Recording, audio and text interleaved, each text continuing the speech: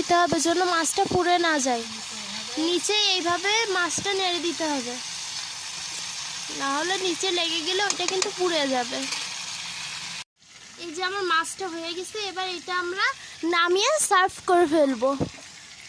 হয়ে এলে মাছটা এইরকম ভাবে মাছে তেল উঠে যাবে আর চারি সাইডে এইভাবে লেগে যাবে, চারি সাইডে এইভাবে লেগে যাবে।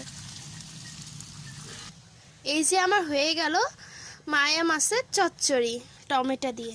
দেখেন আমাদের কিন্তু একটা মাছও কিন্তু ভাঙি নাই। ঠিক এইভাবেই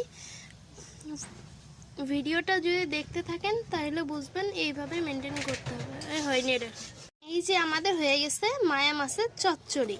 দেখিছেন আমার মাছগুলা কি সুন্দরভাবে এক একটা আস্ত রয়েছে, ঠিক এরকম থাকবে। আমাদের ভিডিওটা যদি আপনাদের ভালো লেগে থাকে তাহলে প্লিজ একটা কমেন্ট, একটা লাইক, একটা শেয়ার করে দিবেন।